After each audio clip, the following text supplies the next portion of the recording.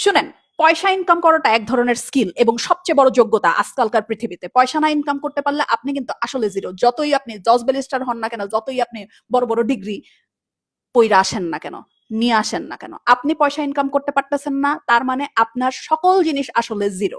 ঠিক আছে? এখনকার বাপমাদের উচিত এই স্কিল পোলাপানদের মাঝে 15-16 বয়স থেকেই দিয়ে দেওয়া। বলা যে 15-16 বছর থেকেই তোমার কাজ করতে হবে, তোমার নিজের যোগ্যতায় তোমার নিজের দাঁড় হইতে হবে। 25-26 বছরে পড়ালেখা শেষ হইব, তারপরে গিয়ে আপনি বলবেন হ্যাঁ এখন করো, পড়ালেখা শেষ হইতে এখন টাকা ইনকাম করো। তখন কিন্তু শুরু করলে জীবনের অর্ধেকটা সময় শেষই হয়ে গেল, অর্ধেকটা সময় সে পাইলই না।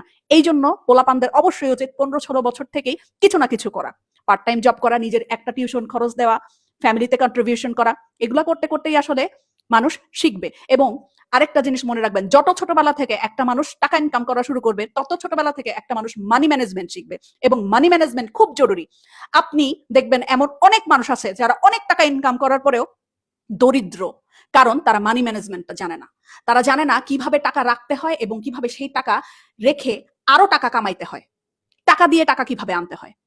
এগুলার জন্যই বাচ্চাদেরকে অবশ্যই 14-15, হাইস্ট গেলে 16 বছর থেকে নিজের টাকা নিজে ইনকাম করার জন্য উদ্বুদ্ধ করবেন। তাহলে তারা ভুল করবে, প্রথমে টাকা পেয়ে টাকা উল্টাপাল্টা জায়গায় খরচ করবে, তারপরে আস্তে আস্তে মানি ম্যানেজমেন্ট শিখবে, তারপরে টাকা দিয়ে টাকা কিভাবে আনতে হয় সেটা শিখবে। না হলে 25-30 বছর থেকে যদি একটা মানুষ টাকা ইনকাম করা শুরু করে, তখন উল্টাপাল্টা খরচ করতে করতেই তার বয়স 40 হয়ে যায়। তারপরে কিন্তু মানি ম্যানেজমেন্ট আর হয় না। তখন কিন্তু মানুষের মাথায় আসলে অনেক দায়িত্ব চলে আসে, বিয়ে হয়, সংসারের ঘানি ঘান টানতে হয়, তখন অনেক দেরি হয়ে যায়। সেই দেরিটা বাংলাদেশের মানুষ খুব করে। প্রবাসীরা অথবা যারা বিদেশে থাকে তারা কিন্তু এই কাজগুলো করে না, এবং এই জন্যই তারা এত সাকসেসফুল আমাদের থেকে।